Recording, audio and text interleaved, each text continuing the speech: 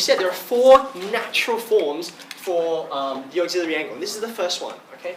So usually we think of in terms of which of the ratios is first. Okay. So if I've got, we can make this little subheading natural forms.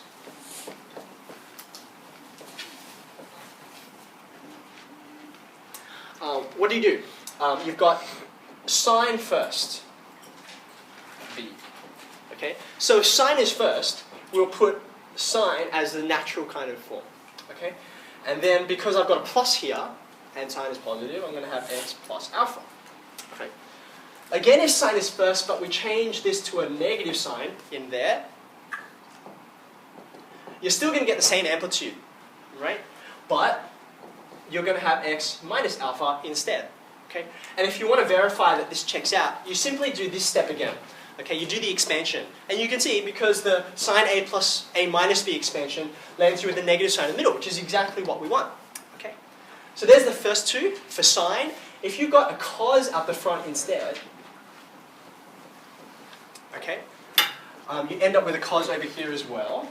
Now, careful, because it's cos, right? And the normal cos a plus b expansion gives you a negative sign in the middle.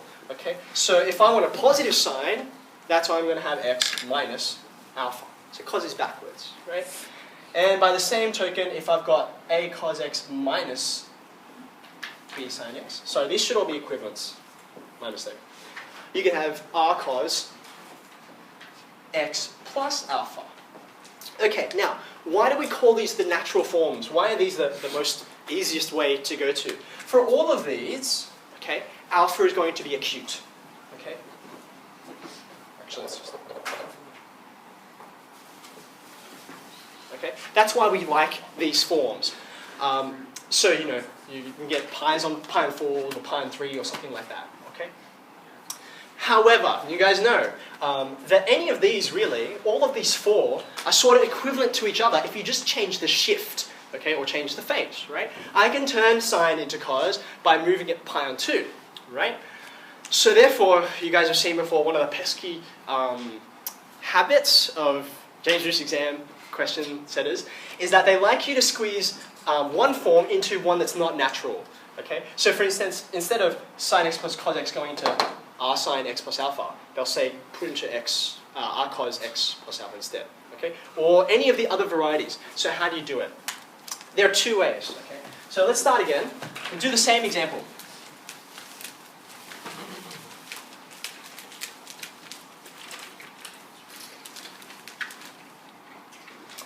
We want sine x plus cos x. But this time let's put into, well, you pick one. If we've got 1, 2, 3, 4, which one do you want to do?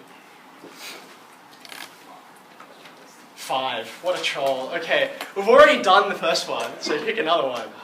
3. All right, so let's have a look at this one. We want into r cos x minus alpha, okay? So, there are some shortcuts we can take here, but just to make sure we know what we're doing, for starters, I'm just going to do it from scratch, okay? So all you need to remember is your expansions for cos a plus b and a minus b. So, let's do this right-hand side, okay? R's at the front of anything, everything, and then you expand. Right, so it's because it's cos, sine, right? Cos x, cos alpha, sine x, sine alpha. So far, so good? Okay. So now I do my comparison of coefficients step, and because I've got pluses here, things will line up. So I'm going to get r cos alpha being 1, and r sine alpha also being 1. So therefore, my r, just as before, will be root 2. Actually, you may have noticed, r is always going to be the same, whichever form you pick. Because the difference we're doing between these is just moving it sideways. Okay, we're sliding it back and forth, but that amplitude is always going to remain the same. Okay, so if you've got it in your normal natural form, and you've got r, it'll be the same for every form. Okay, let's keep going.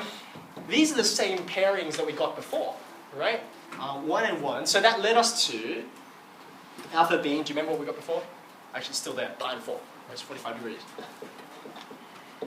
Okay, so therefore, I can rewrite sine x plus cos x as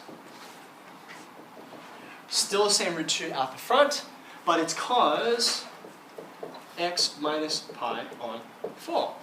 Now, by the way, because I keep forgetting this, sorry. Because we've done this already, that tells you that this is equivalent to root 2 sine x plus pi on 4. And in a sense, we should have been able to expect that, right? Because, think about it this way, sine and cosine, right? Let's pick a different letter. Okay. Sine and cosine, the cos stands for complements, right? So sine of A is cos of pi on 2 minus A. And there's a difference of pi on 2, which is exactly the difference you have from here to here. Okay? To go from here to here, I move forward pi on 2. Okay? And you can also do the same trick. You can take advantage of the same fact if you're going to either of these. Okay? So now I'm going to show you the short form for... actually, no. I'm still going to show you the long form and the short form for option 2. Okay? Because it leads you to a non-acute angle. All right? So let's have a go. I'm going to get rid of this. Yeah. Number 2, if they wanted x minus alpha, what difference would there be? Okay. Now just in here, I'm going to jam in the expansion to draw out something important. Okay, so you've got your r out the front, and it's the same expansion as before, but there's a minus sign. Okay, so cos x. Okay, now when you do your comparison of coefficients, you have to be very, very careful because the coefficient of r cos alpha is still 1. Okay, so r cos alpha still 1. But here, this 1 here out the front of the cos x is not equal to 1. Right? Can you see that? In fact, it should be minus r sine alpha. That's what's equal to 1. So another way of saying it is when I've divided through by r, which is root 2, okay, I'm going to have sine alpha being minus 1 on root 2. Okay? So there's a variety of ways to think about what this implies. An easy way is just to think about your quadrants. Cos alpha is 1 on root 2. Sine alpha is minus 1 on root 2. Cos is positive. Sine is negative. So where am I? I'm in the fourth quadrant, right? That's where cos is positive and everything else is negative. Okay? So therefore the angle I'm expecting is going to be not just obtuse, but it's actually a reflex angle, right? What will the reflex angle be? It's still, the base angle is still pi on 4, but in this quadrant, if that's pi on 4 there, I have to go all the way around, and that angle is 7 pi on 4, right? This, in this quadrant, I'm doing 2 pi minus whatever my base angle is, okay, which is my 7 pi on 4. So therefore, when I rewrite this, I'll do it under here because they're all the same.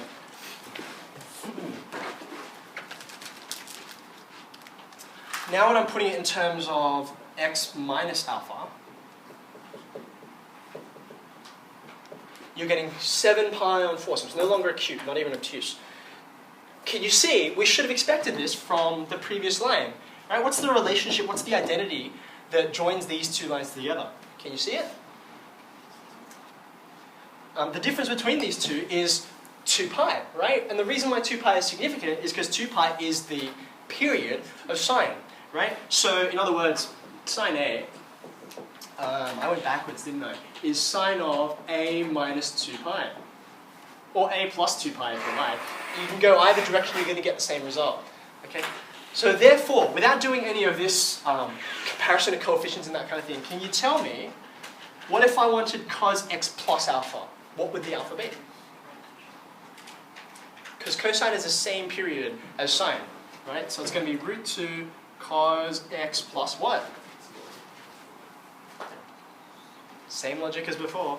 I'm going to take the pi on 4, and I'm going to go forward a period to make this positive. Okay, so if I add 2 pi to this, you're going to get the same 7 pi on 4.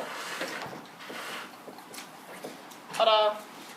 Right, so you've got a couple of approaches, right? Number one, when they give you this this wrong form, okay, you can go from first principles, and then you can notice this is negative, so you're in this quadrant, and so on and so forth. Okay. Alternatively, you can just work out what's the most natural form. Okay. You're like, well, this is what you've given me, so it most naturally links towards this. Okay. And then you think about which one they want, and then you translate it as necessary.